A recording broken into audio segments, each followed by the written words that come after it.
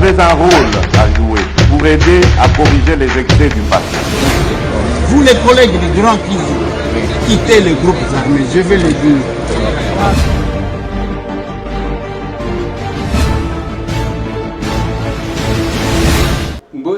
Mbote lisusu bandeko nanga, bino bandeko oyangai, masolona député, vendredi 29 octobre 2021, lobby les 30, lobby samedi les 30, masolo sibi, lobby ba mariage, nenge ba invitenga. Jolino makele la zo bala lobby. Ba mariage, ils a ceux qui combien? Nazu ba invitation, nazo tout nasko. Mama Kalunga azo fongola école, azo inauguré école na lobby. Hein? Invitation soit. Donc plein d'invitations. Lobby. Masolona député bandeko nangai lisanga bonganga ba invité lisusu. Contrairement na oyo aloba liboso, lisanga bonganga pesi motif mususu. To éviter ceux qui lobby à kopesa mususu. Motif angwa pesi za motif nini? C'est dans cette émission, dans ce numéro même de l'émission Masolo na député. Joseph Mkoumadi Bassengi a déposé des missions naé. Selon le président de l'Assemblée provinciale, il a été destitué. Selon notre député provincial à Lobi, bao bazakuna bazak qualité te, bangone to funda, mbutu mbutu na loja. Dans cette émission, Masolo na député bande konangai, les dossier ya remise et reprise entre Corneille Nanga na Denis Kadima. C'est aujourd'hui que ça s'est passé. Masolona député bande konangai ezali mupepe ya makasi et souflaki avant-hier kuna na Bukama bandaku ekei. Masolona député eza situation à frontière na Moba entre nous et la Zambie. Bande ko bakuti que plus de 100 km. Bato va déplacer borne, c'est dans cette émission. Va placer sur les sols congolais. Qu'est-ce qui se passe? Qui en parle? Ceux qui vivent autoroute. Masolona député, pendant 7 ans, la polémique, Augustin Kabouya lobinga na komarshenga na zana kati institution te, yamona abisi bato baza la prêt. Mbutu mbutu. Est-ce qu'on est dans l'autre? Dans le Binabino, nous avons fondé notre combat sur des valeurs et non sur des individus. Et les valeurs, chaque fois que tu as tambola, il faut que tu aies des valeurs qui sont les bonnes. Tu as des valeurs ou bien tu as bima. Nous défendons toujours les mêmes valeurs ou bien tu as tout ça et qu'on permette les plus objectifs possibles. Yango bomoni mikolo nyonso na lobi na bino bokomona ba choriste ndenge bazo bimisa misisa lokola balingi Congo zéro. Bazo makambo lokola COP na bango bango basala kama makambo bango basepi Masolo. Nalingi to échanger bande konanga pour na koyebi sabino que ce qui nous préoccupe nous les peuples wana batu balobaki ke ils ont parlé au nom du peuple après boaki si peuple na yebite ceux qui ko boaki sa peuple et en gros ezako lobadi chaque fois tant on a la kisaka bino quelques histoires biso to salaka ezaka pona kolobaki ceux qui opé au sali to se compléter. Tout Congolais n'est pas voleur, tout Congolais n'est pas escroc, tout Congolais, ce n'est pas que mutu nyoso banda yo mutu baswala na nyoka akima quand même muselekete. Je comprends votre crainte. Mais moi je vous ai dit que tu peux confondre bateau. Tu peux confondre bateau parce que nous resterons là. Mutu a inventé na yelo kwa tia a internet. Mutu a saliboy a internet. Yango bomoni Raphaël Kibuka yo finga meseta mwendenge bomesana oko finga depuis Raphaël Kibuka ko sili sabato ba réseaux sociaux de ko sali umukamate pa va répondre. Ça doit diminuer quelque part là l'insolence, l'impolitesse. Aux réseaux sociaux, rien qui contribue à la bonne évolution de notre pays. Exact. Le sujet, c'est le mariage entre la Mouka, Vienanga Martin, et Joseph Kabila. Nalandi Bande Konanga, peut-être que la technique va m'aider.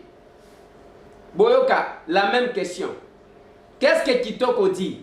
Bozu bango balie, Martin Fayulu abenga ki batu nyonso batu baye, bango pe baye. Dinago chalobi jamais. Biso doko qui ne répondre une invitation à Martin Fayulu, te répondre une invitation à Basango.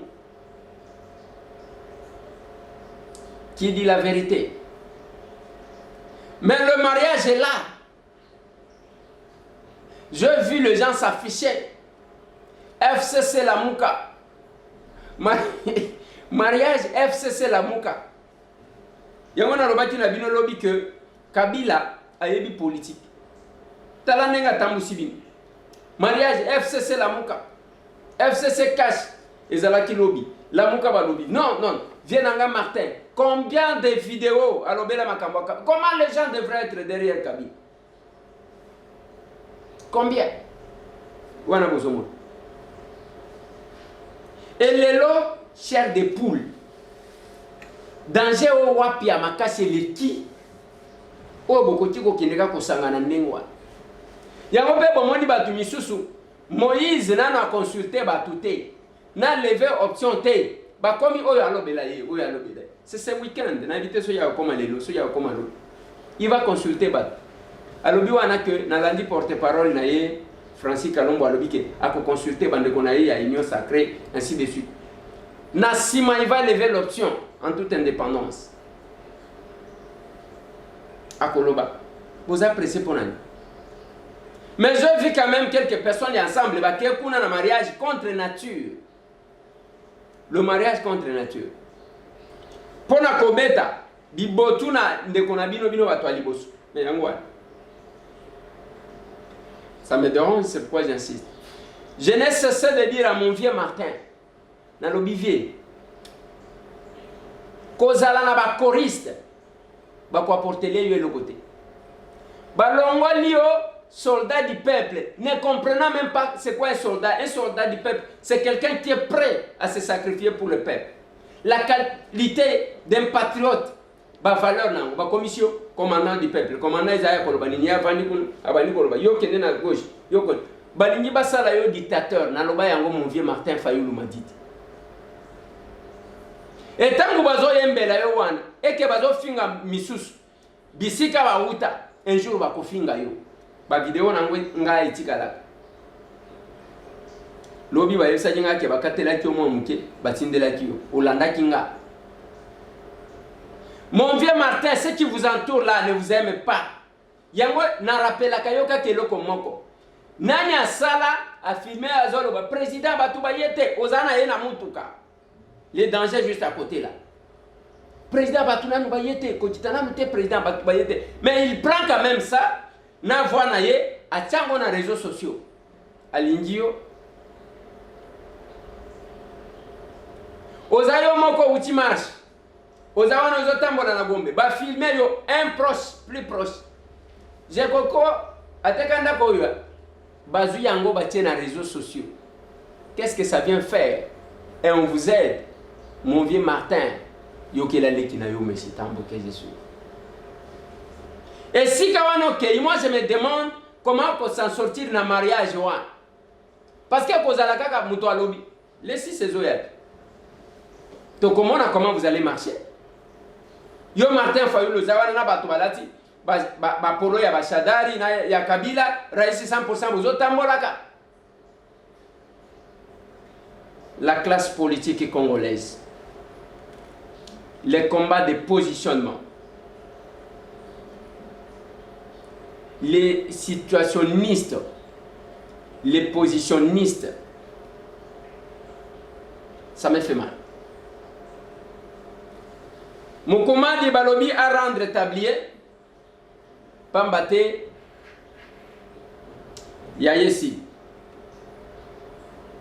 Et pendant que Balobi Yango n'est pas président de l'Assemblée, je crois 14 députés de Bazalaki, Bango Nyonso va voter pour le départ de Moukoumadi. Mais les députés qui estiment que ce bureau-là n'a pas compétence, Bango ne va poursuivre. Parce qu'il y a un Balobi qui va poursuivre Moukoumadi. Joseph Stéphane Moukoumadi, Nyonso Zakayaye, Joseph Stéphane Moukoumadi, va poursuivre. Il y a trop de choses. Mais moi, je pose une seule question dans notre cabine. Quelle est la place il y a peuple sans courroie? Et ça n'a querelle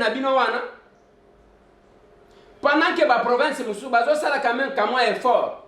Kuna Koswana na Koswana.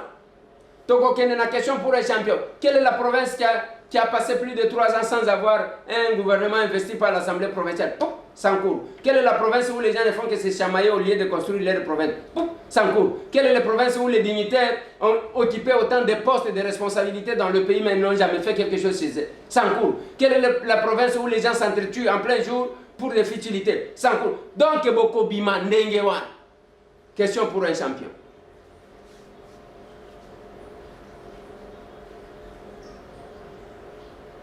Et quand nous répétons, nous insistons. Toebi pona nini tozali ko insiste. Yo tingama na province wana pona nini? Etalio na nini? Etalingai. Talanga bien, etalingai naza député national nga. Et les vrais Congolais. Hein? Wana mkolo lupango. Tselanga manzembo na yo gabi. Baba honorable Eliezer Tambwe. Ana se chofa we kolongeno. Dikambula makanda yogisha sake nanje go kanda kambo ye yambala oi. Upalangali kangalo lolumami. Kuyangala kabinda. Kuyangalo sankuru. Sana wase graka sa isho cheha na ute moto isho chembu toka. Dikambo dambo sarambo shasika ya kinakambo wavoka na lumba. Wete munga pembe wambo hogisha seje fula kuhenu tula kusha jimbitilu osakute nyalaka su. Tefula wambo yangon hogisha sa wambo katongo batu mingi basu wambongo na kisasa babosa na la village. Papa Eliezer. Ata na lubite ba Congolais nyonso ba moni bana Grand Kasai bota la geste oyo. Pesa muninga suri.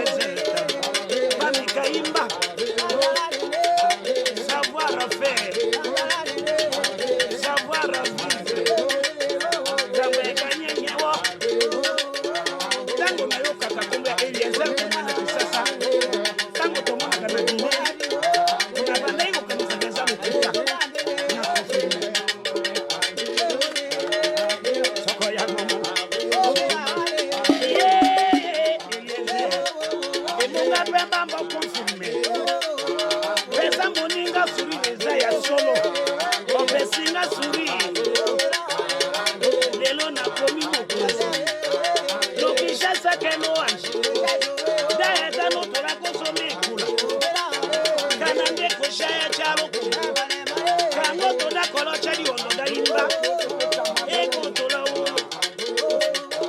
yezere patira motomba samika yo kofuta na popesa yo nini papa iliyese na sana nini uzabe mo emunga pemba yo mukusha abalono le munga pemba yo musha iliyezera mo chuko mo bishasa.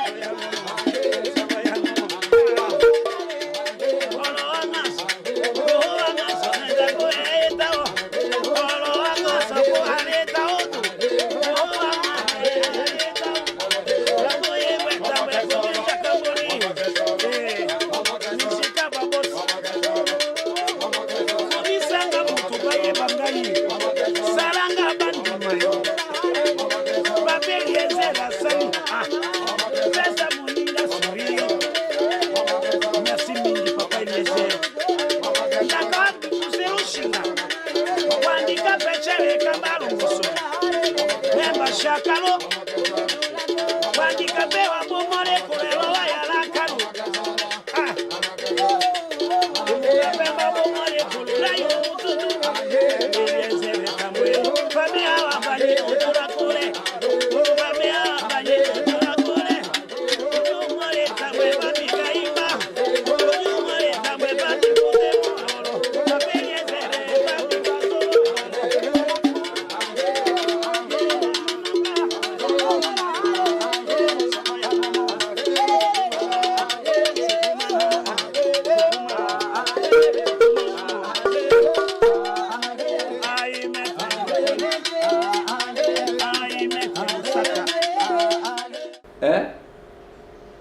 na lingaji boyo kamutetela wana ndenga azo yemba nanu ndenga zo loba ba oba yoka kakitetela nde bakoyoka oyalo naza député national la province ya Sankuru koswana na bino elekindelo les dignitaires na gouvernement j'insiste 4 bozana ba 4 Tozo la va retomber. Sous Kabila, ba homme fort ezalaki banani. Otete la ke mafumbe. Makambo abilamba mutu ayako la kisabato awa nani. Otete la ke mafumbe papa wem. Côté wana bozaba champion. Mais la province est là, je vous ai dit que Mokonzi a 5 chantiers. Moïse Kanga mutetela me bana bayeba kama kadam te baswana bango na bango olie bayokana bango na bango baswana bango na bango bayaki na mboka basali soki nini baswani batetela Memunoko awa koloba otetelake mafumbe oza mowumbu vanda na yo vanda oza mowumbu. Félicitations à honorable Jean-Charles Okoto Lola Kombe ayoka remarque Kabila salila kabango atongita la kafumba hotel na lodge. Monsieur l'ambassadeur honorable député ngai na zalaka na courage ya kubenga bino ba chers collègues tellement que vous avez aidé na biso.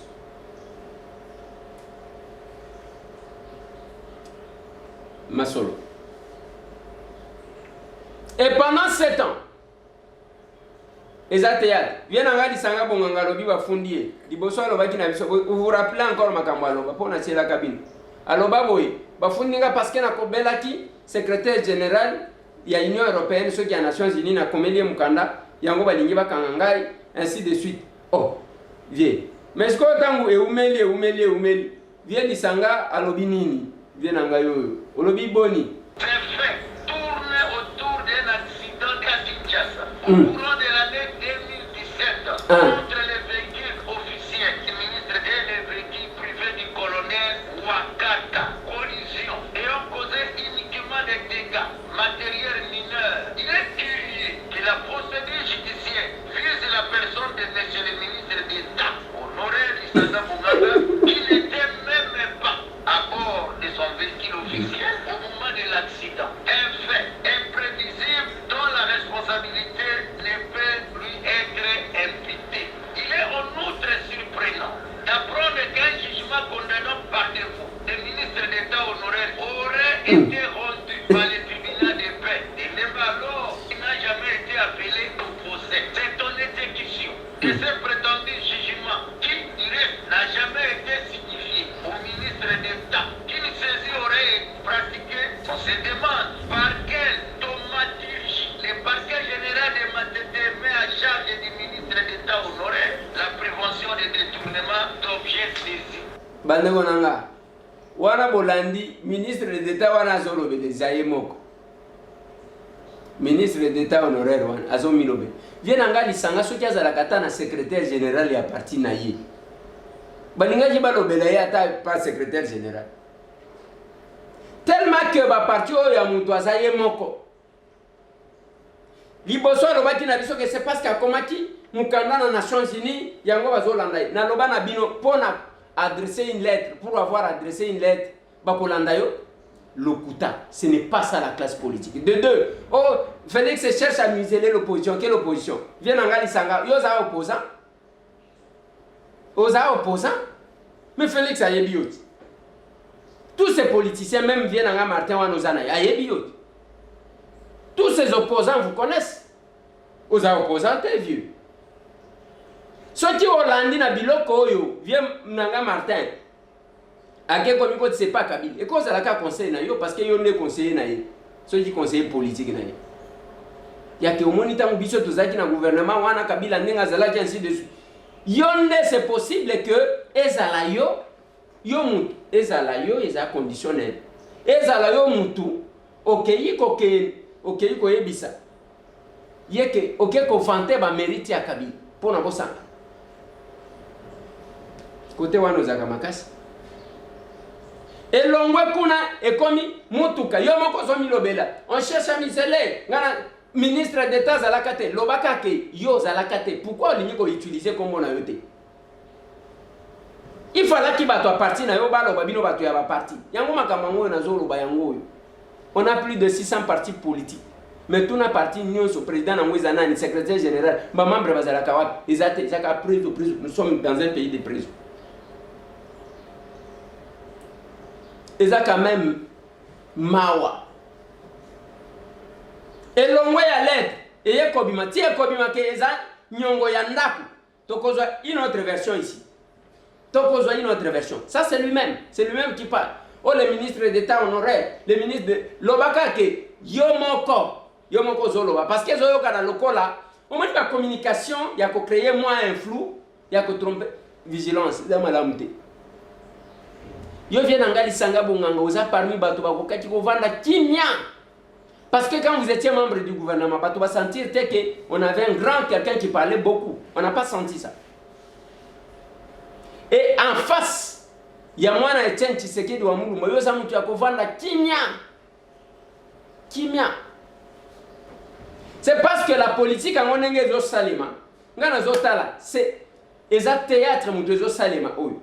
Un dégoût total et à cause de la politique. C'est parce que les gens n'ont pas de stratégie, ni de communication, ni à cause de quelque chose. J'ai entendu de Konanga Augustin Kaboul.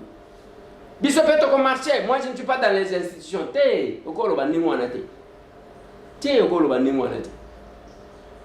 Je vous dis toujours que Kabila, oui, Azala Mabena yo Azala Kanam. Mais Baloba wana ke momemima ki abundakate aswa nakate. Quand quelqu'un a un pouvoir, il a une manière de se comporter. Ça s'appelle leadership de gestion. Le leadership de gestion, c'est un leadership fédérateur, rassembleur. Et ça, il y a qu'à répondre coup sur coup. Boko tombe na makambu ya Shadari, babenga coup sur coup. Ndekonanga Augustin, yokelanga yi. Yokelanga. Bino nde bozana pouvoir. Pouvoir ezana maboko. Kobattre le pouvoir, et ça qu'on rassemble bateau. Pas un langage à diviser toujours. Ce n'est pas ça, on n'a pas besoin de voir les gens mourir sur la route. Parce que la conséquence, il y a pas de démarche pour ça les années, je dois le dire. Oui, je dois le dire. Conséquence ces années, UDPS c'est pas biminante. UDPS est au pouvoir. Et Kobima n'est pas peur des alaki Kobima. La police a encadré, vous allez mettre la police en difficulté. Et quand la police sera en difficulté, les conséquences sur le plan international est qu'on retombe dans un régime qui est dirigé par Félix Antoine Tshisekedi Tshilombo. Voilà pourquoi les conseillers publics de la République, M. Tambo que je suis, quand je vois un danger, j'écris. On peut ou ne pas m'écouter, on peut commencer à me diaboliser. Bakoriste bako bana ko finganga parce que bango ba futamaka. Mais M. Tambo aura dit. Pour le moment, l'UDPS n'a pas besoin d'organiser les contre-marches. Et nous connaissons, je l'ai dit, les hommes même ceux qui se touchent, ils ont parce que Toyebi, comment salir quelqu'un qui est au pouvoir, comment le déstabiliser. Parce que Ezali Nengwan, la communauté internationale va agir. Lelo, papa na biso photo yangwan. Bazana bareni yo kanisi bazome la café pam. Bake ko vande la kofunda république. Bake ko funda république. Et si on ne fait pas attention, l'UDPS va tomber dans les pièges. Mutumo ko alabina yo kakotanga UDPS na lobi papa. Yo d'abord uzana. Yo ne uzana. Yo kotanga sanga UDPS, yo kotanga sanga UDPS. Bo vanda ba choriste. Bo vanda. On kotanga makamuna bino ensemble te. Na lobi yo kotanga yo kotanga sanga UDPS. Yo yebi UDPS yo. Tala maya mbula oyo zotonda. Kala mingi te ukauka. Maya mbula.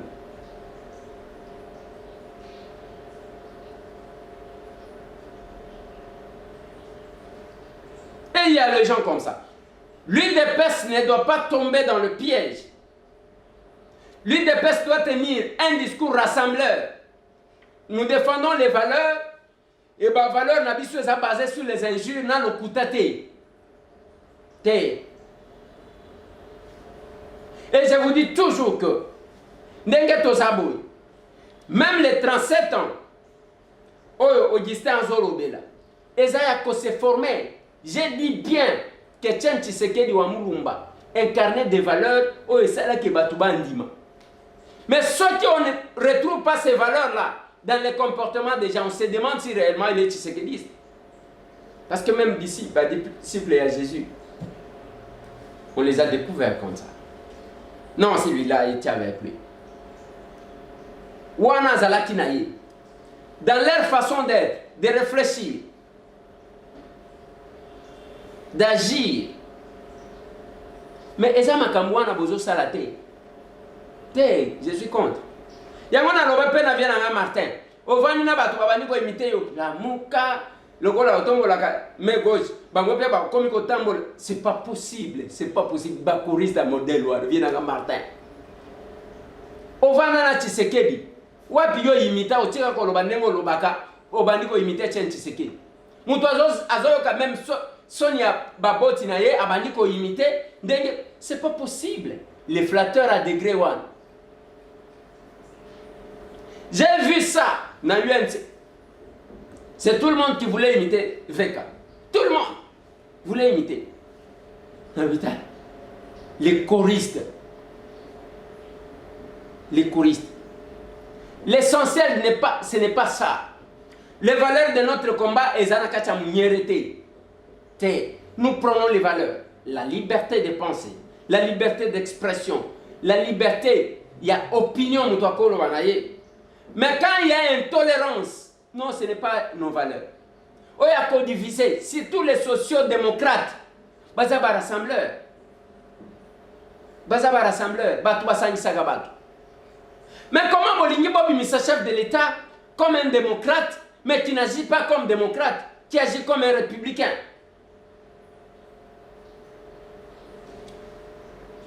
Et ça, quand même compliqué. Et ça compliqué. Bon, tout ça l'année. Remise et reprise entre Corneille Nangaa et Denis Kadim et Salimi Lilo. C'est aujourd'hui que Denis a pris officiellement ses fonctions.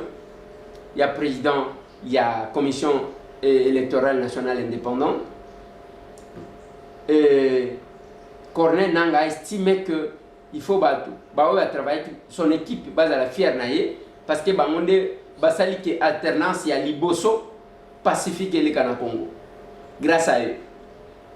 Monsieur le Président de la Commission électorale nationale indépendante, Messieurs, Dames les membres, Messieurs et Dames les membres de la Commission électorale nationale indépendante, Messieurs et Dames les membres de la Commission, anciens membres de la Commission indépendante, et chers collègues, distingués invités à vos titres et qualités. Quoi dire à ce moment? Je pense que il y a 4 jours, j'avais donné mon mot de revoir aux agents. Aujourd'hui, ce qui a dit, c'est souhaiter la bienvenue à la nouvelle équipe qui est dirigée par M. Denis Kadima-Gazali. Je finirai par rendre grâce à Dieu pour nous avoir gardés.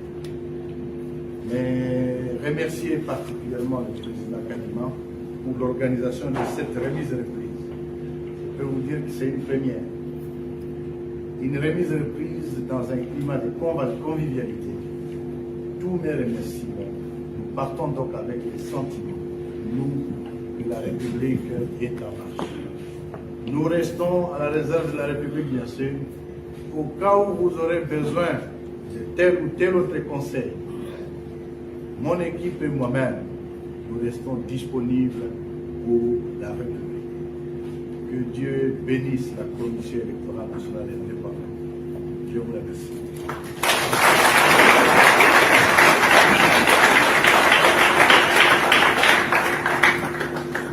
Nous disons merci à Monsieur le Président honoraire de la Commission électorale nationale indépendante. À présent, je voudrais inviter la presse à ne pas constituer un obstacle pour permettre à ceux qui sont derrière de bien vouloir suivre la cérémonie, s'il vous plaît. Et donc, j'invite les deux personnalités à procéder à la signature des procès-verbaux de la remise de l'Église. Photographe immortalisé.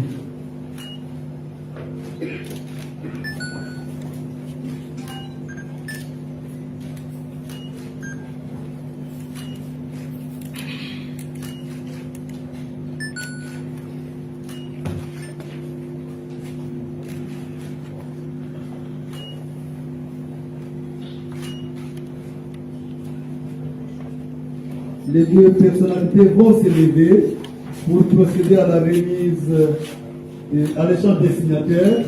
Voilà ce qui est fait. Merci. Et à l'inversion des places.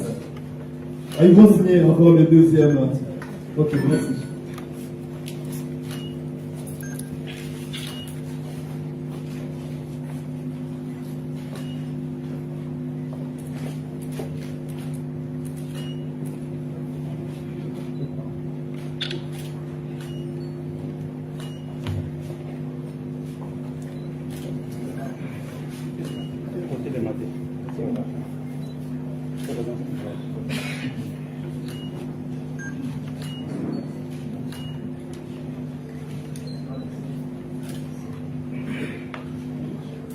Merci. Les deux personnalités vont se lever pour procéder à l'échange des signataires sous nos acclamations, bien entendu.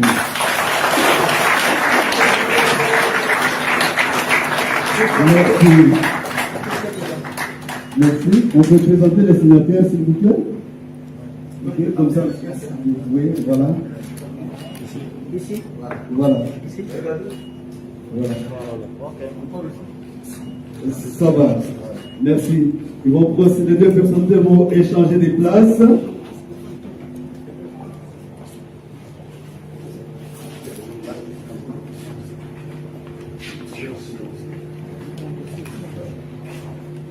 Et nous les invitons à bien vouloir prendre place.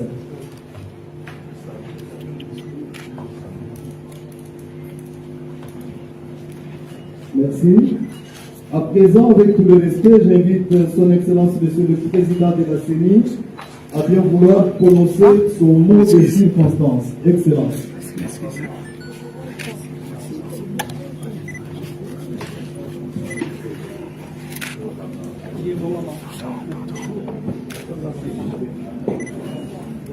Monsieur le Président, chers collègues, Mesdames et Messieurs, chers collègues, aujourd'hui à la tête de la CENI, une nouvelle équipe succède à l'ancienne. Mes collègues et moi-même, tous nouvellement investis comme membres de la Commission électorale nationale indépendante, sommes heureux d'être ici au siège national de la centrale électorale de la République démocratique du Congo à ce jour, en vue de nous acquitter d'un noble devoir, celui de contribuer à assurer la continuité du service de cette institution pérenne. Alors que la commission devait être renouvelée à la mi-2019, il a fallu attendre plus de 2 ans pour voir finalement la nouvelle équipe se mettre en place. Ainsi, il ne reste plus donc qu'approximativement 2 années pour que ce cycle électoral 2018-2020, pour ce cycle électoral 2018-2019 et 2023. Nous n'avons pas d'autre choix que de nous retrousser les manches durant les 2 ans qui viennent. Mes collègues et moi-même sommes déterminés à travailler pour donner au pays des scrutins crédibles dans les délais constitutionnels. Pour arriver à de telles élections, la CENI doit continuer à investir principalement dans ses ressources humaines, qui du reste constituent la pierre angulaire de cet édifice institutionnel.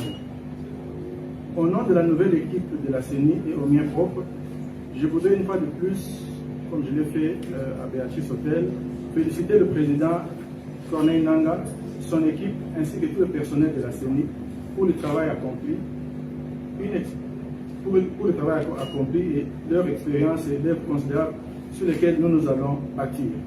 Chers collègues, reconnaissant une fois de plus le rôle central que jouent les ressources humaines dans toute institution, j'aimerais informer tous les agents et cadres de la CENI, aussi bien à Kinshasa que dans les 25 autres provinces, que nous sommes en train de nous informer sur votre situation, en vue d'identifier les solutions possibles aux défis auxquels vous êtes confrontés. Sans verser dans la démagogie, je voudrais vous rassurer que nous ferons tout ce qui est à notre portée afin de trouver des réponses idoines. Nous nous devons de dire un mot relativement aux élections de gouverneurs et vice-gouverneurs des provinces. Sur ce point, la nouvelle commission électorale convoquera une assemblée plénière des membres au début de la semaine prochaine, centrée essentiellement sur cette matière. Pour terminer, je voudrais remercier le président Nangaa et son équipe pour la facilitation de la remise et reprise. Aujourd'hui, vous partez, mais ce n'est que nos revoir, car je ne doute pas que dès demain, si pas déjà ce soir, nous pourrions recourir à l'expérience des membres sortants et vous-même, ainsi que votre mémoire institutionnelle. Je voudrais une fois encore et à travers vous féliciter l'ensemble de l'administration électorale, tant au niveau du sein, des CEP que des antennes, sur toute l'étendue du territoire national, pour leur précieuse collaboration, leur abnégation et leur sens élevé du patriotisme. Je voudrais pouvoir compter sur chacun afin que nous appuyions sur les compétences et aptitudes des uns et des autres, que nous puissions réaliser ensemble un cycle électoral crédible et inclusif. Ceci n'est pas un vœu pieux,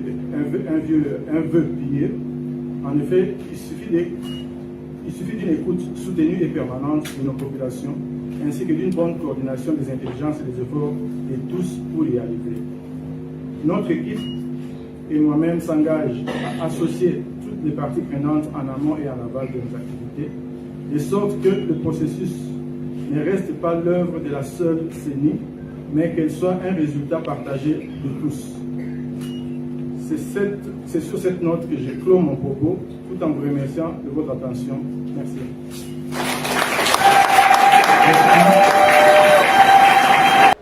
Nous attendons Denis Kadima. Nous attendons. Le peuple congolais, bazana posé à comment on est à l'œuvre. Bien que, Bandegomosu va estimer que t'es à moté. Mais moi, je pense qu'on devrait gagner en termes de temps. Dossier Namoba. Namoba Bandekonanga, depuis un certain temps, Bazamien va déplacer borne et population azaliko déplorer du fait qu'il y a un ces radio. Je me rappelle quand les troupes zambiens, Bakotaki, troupes zambiennes plutôt, Bakotaki sur le sol congolais, c'est moi qui vous donnais les informations. Mais les lots, on vient de découvrir, la population est en train de regretter. Il y a silence au Bazomon. Bolan. C'était après avoir constaté le dérapage dans les travaux de marcation des limites frontalières entre la RDC et la Zambie du côté Kapingu vers le lac Tanganyika à Mliro que les autorités locales ainsi que la population frontalière sont revenus aux élites de Moba. Et les ont indiqué ici, je cite, nous observons le silence total de nos élites de Moba dans le dossier de délimitation des frontières RDC-Zambie. C'est parmi les besoins que nous leur avons envoyés dans l'Assemblée et doivent s'impliquer pour sauvegarder l'intégrité du territoire national et en particulier du territoire de Moba. Fin de citation. Chose qui a été appuyée par l'administrateur des territoires assistants en charge de la politique et de l'administration, Kilila Kalunga Laurent. La poche de Kalanda nous appartient. On vient d'importer les bornes dans notre concession que la Zambie nous a octroyée en compensation. Nous avions cédé de la rivière Luapula jusqu'au lac Bangueolo. Nous allons dire au gouvernement d'éveiller sur ça. Évidemment, ce n'est pas le problème qui ne concerne que la chefferie Manda. C'est pour le Congo en général.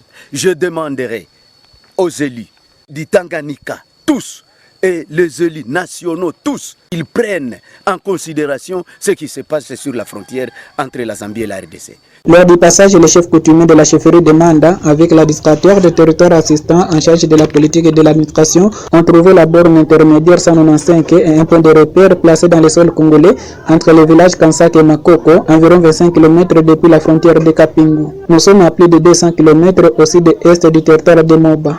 Pour l'Ongelo TV, Isidore Kachula à partir de Moba, province du Tanganyika, à l'est de la République démocratique du Congo, Afrique centrale. Voilà. C'est un élément, bien sûr, commenté. Voilà ce qui se passe là-bas.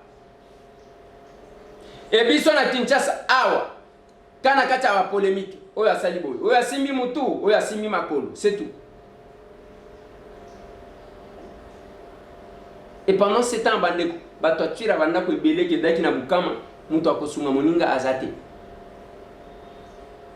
C'est la même chose. L'hôpital mu pepe ya makasi na cabine. Mu pepa makasi. Il y a ceux qui peuvent nous unir. Ezana makambu biso tokoti ko sanga.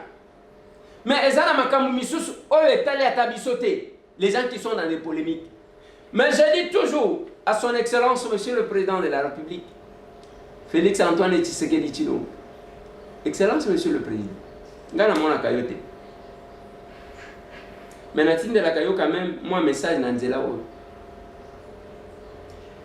Et loko, ceux qui ezana ba o ba solo la kanaye, beaucoup comme c'est la yata moi morceau o bokati botindeli. Excellence, Monsieur le Président de la République, Félix Antoine Tshisekedi Tshilombo. Combat Nabiso est basé sur les valeurs. Et chaque fois que nous voulons évoluer, tous les valeurs Nabiso total. Qu'est-ce que Tien Tshisekedi Wamulumba prêcher aux gens comme valeur? Oui, ça là qui est convaincre.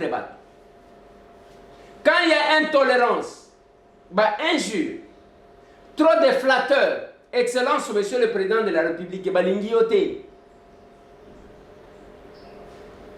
et tout ce temps, je ne cesse de rappeler l'histoire. Ce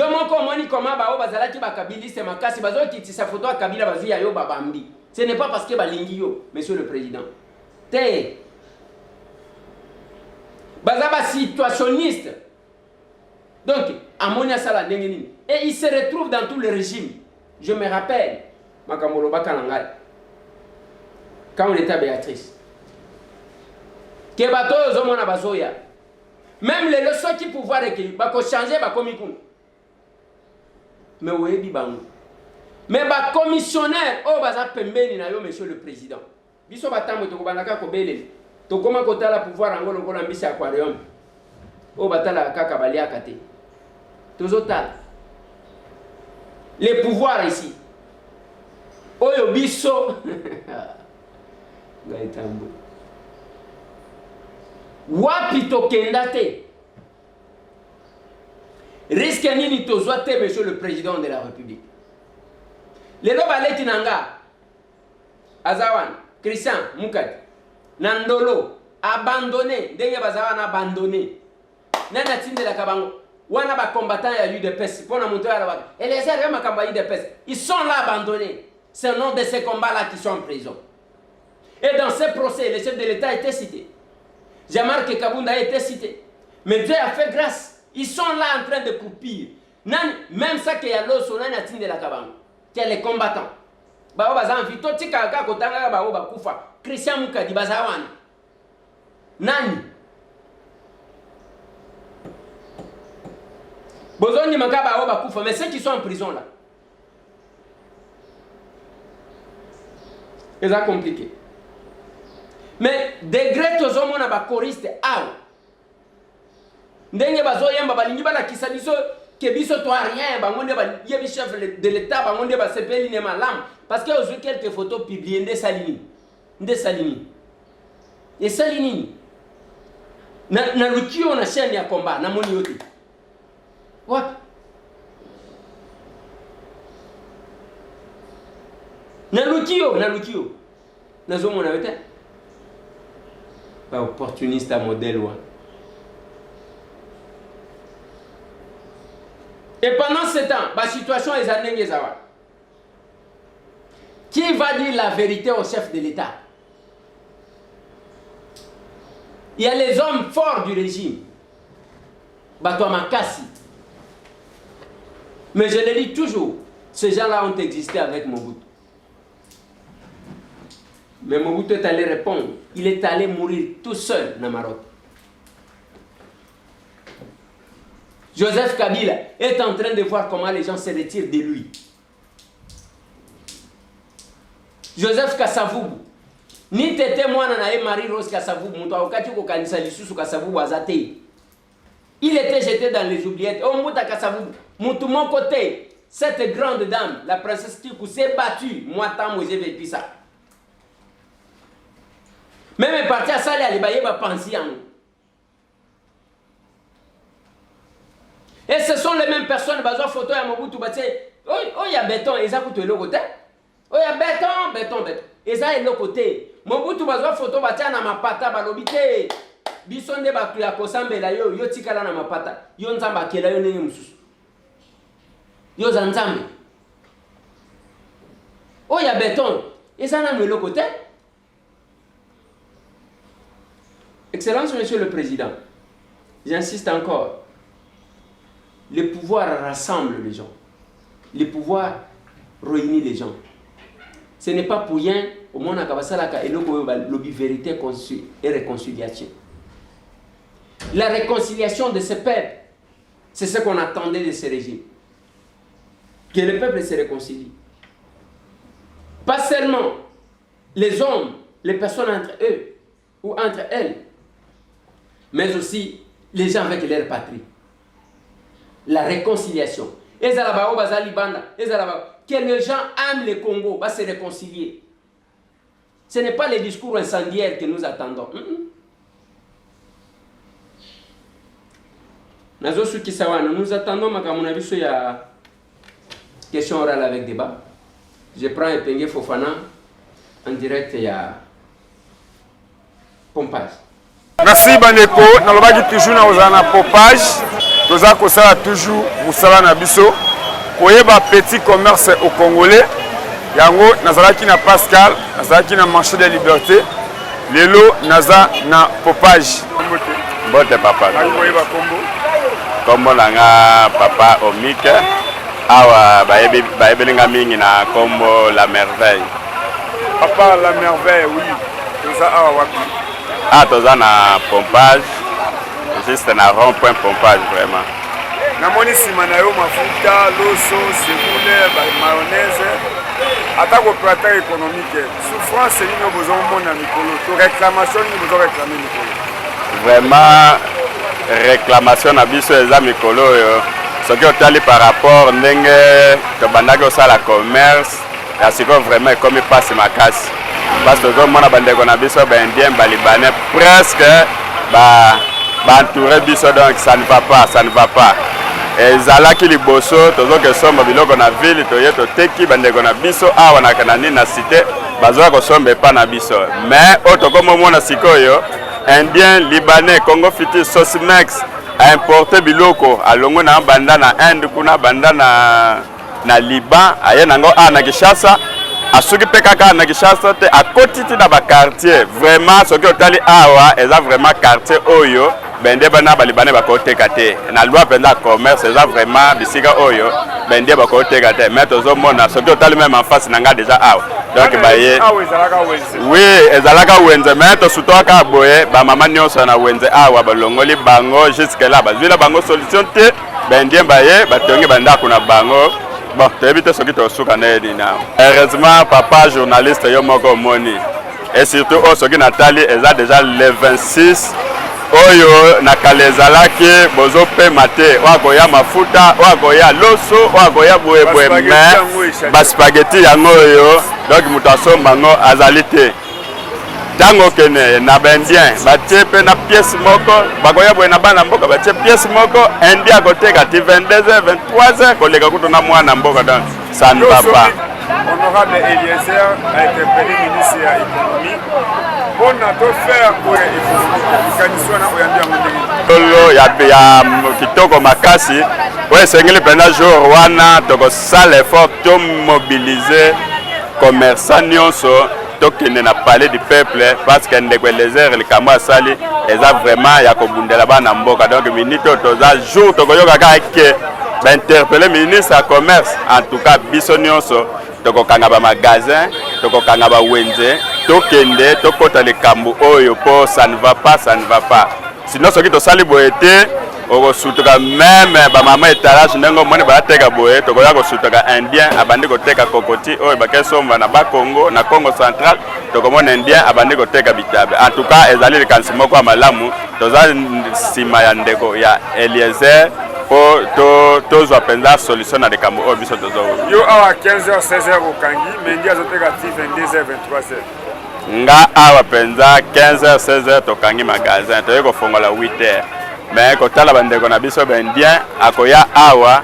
banda 7h30 afongoli magasin jusqu'à 22h 21h30 azotekaka bon nayebi nanu te na bandeko oyo batekaka kuna ezalaka ndenge nini parce akozwa moto banda 7h30 ti 22h et okotuna moto wana même moi eloko akolia apesi ye te bakodebrie ka ndenge oyo ezali même transport bakopesa kaka 1000 francs ya pamba oyo akozongela ndako oyo eza na bamosusu azowutaka ngasani kuna aya kosala bamosusu bawutaka ba rond-point ngaba bamosusu bawutaka bisika ya musika vraiment mais bazoya na 1000 francs pamba par jour akobanda musala banda 7h30 ti 22h 21h30. Merci. Naza journalier na Laximan. Laximan azopesa bandeko na biso congolais ata transport ezate. Ceux qui ateki tio transport ezate bandeko na biso bazongi kaka bongo kaka ba odef alobi pe aye lisusu musala ezate aye lisusu apese transport te akoyi ape lisusu apese transport ezate yango wana ke basala makasi ke bandeko na biso bapesaka bango transport ata moke bazwa mpasi bazali et puis air tardif bafacturier bazali balivre bazali balivraka bapesaka bango mosala eza makasi pa bende eza mosala eza makasi neti bende so bauta musala to mama luku aya musala sali musala maluba transport ezate akosa ndenge nini faiba oyiba pe ndenge nini ifa banda kosenga et puis ba 22h kokanga ba 22h ba 23 22 21 bazokanga ba maison pona ni bande oso congolais bakangi ba maison mais bango ti 21 bazokanga ba maison te 22h bazoteka na bango pona nini de 7h ti a 22h c'est musala ezalaka bongo te toza na mboka na biso nde nini bato bauta baya bakoloje biso ezalaka te. Ba difficulté ni boza nango na popage awa. Bon, difficulté toza nango nanu ya liboso. Eza que par rapport na vente. Toza na ba indien. Bazoteka produit moko pièce. Oyo kesombe pana bango carton. Kana ke na sombe pana e carton.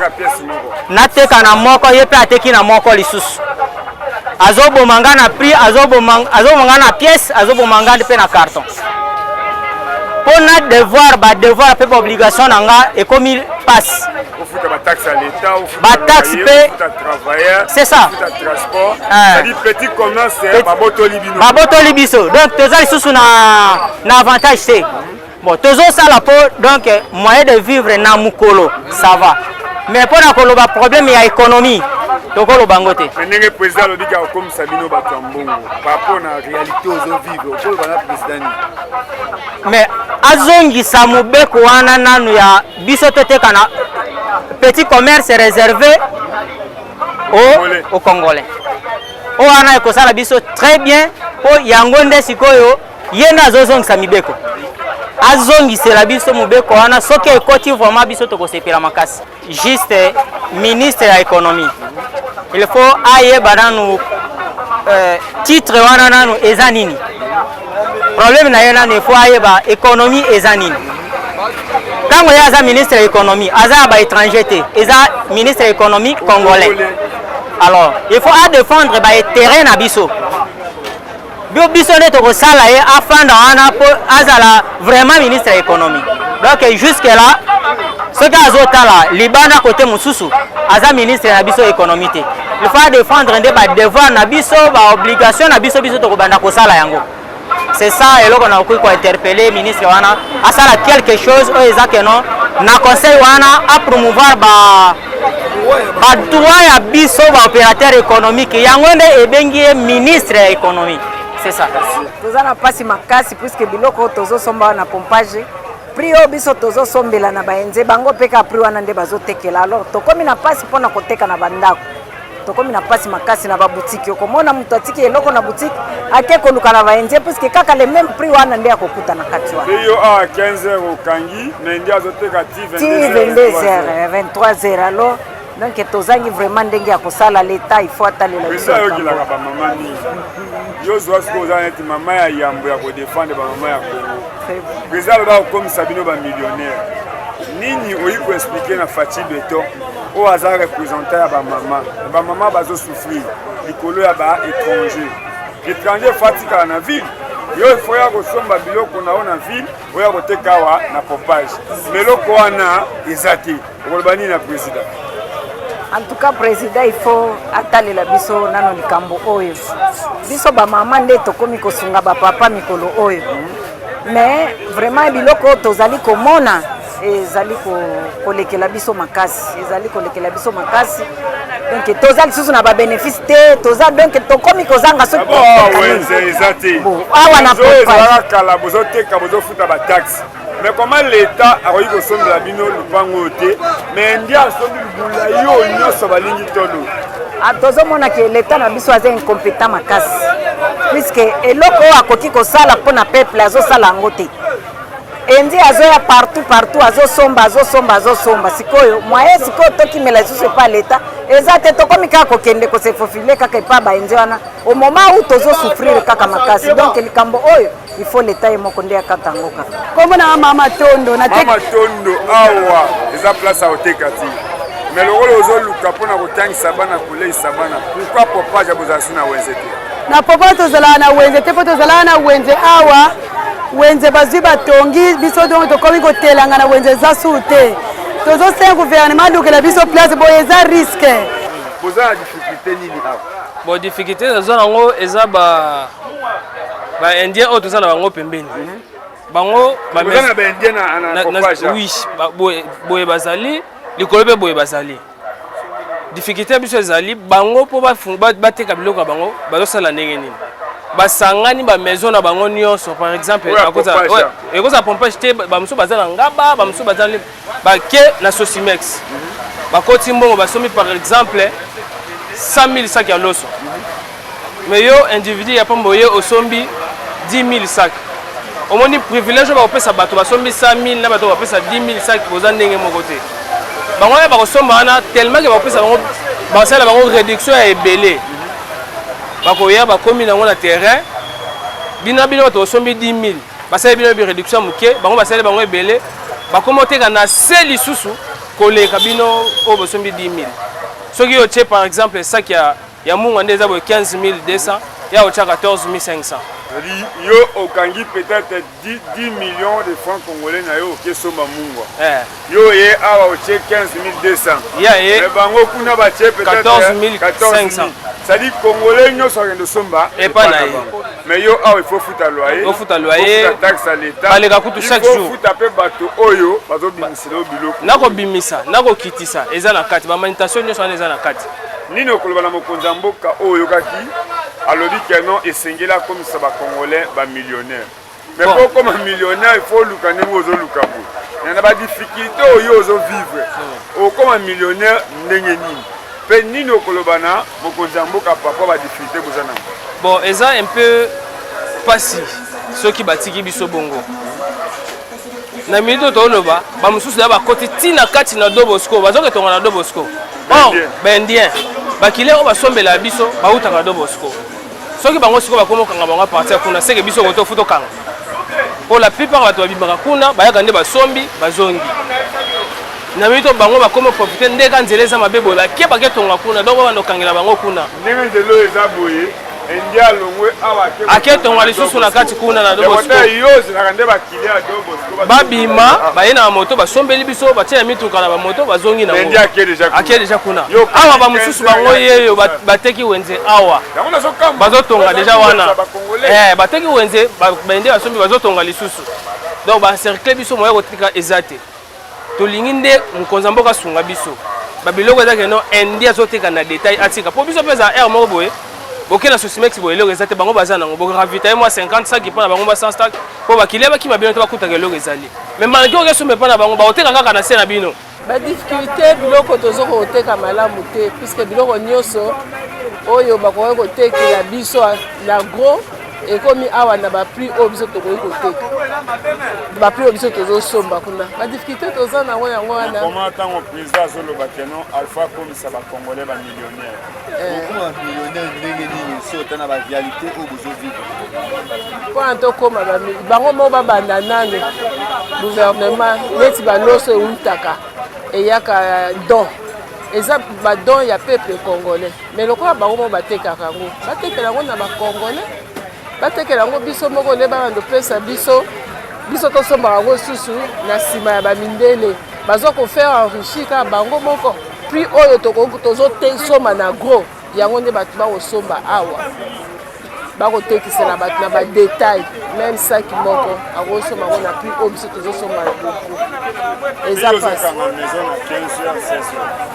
ndie libanais azoteka maison awa jusqu'à 23h 22h 21h pourquoi yango nde likambo batalela biso yango puisque bango bazokende ti bazoteka baza bango moko baimportateur bango moko bazofabrike biloko bango moko batie mpe bavente ambulatoire donc biso tozose retrouve esu te.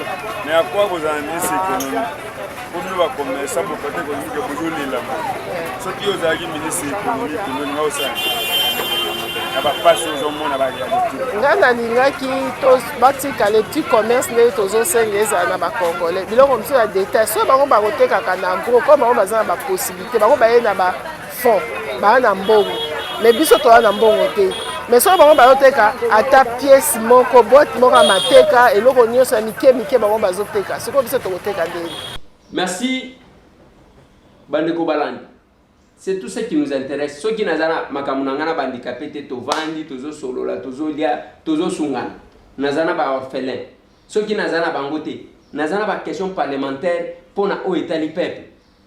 Ni les autres sala que ba congolais basala na mbongoté, ba opérateur économique. Nous attendons que notre bureau allie. Voilà là où M. Tambo se trouve. Mais oh ya mais M. Tambo sali boy, ba kotia Congo ba kolem. Vous ne trouverez pas quoi que ce soit.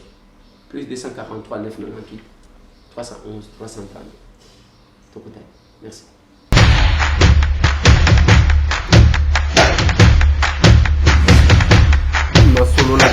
Honorables députés et sénateurs, vous avez un rôle à jouer pour aider à corriger les excès du passé. Vous les collègues du Grand Kivu, quittez les groupes armés, je vais le dire.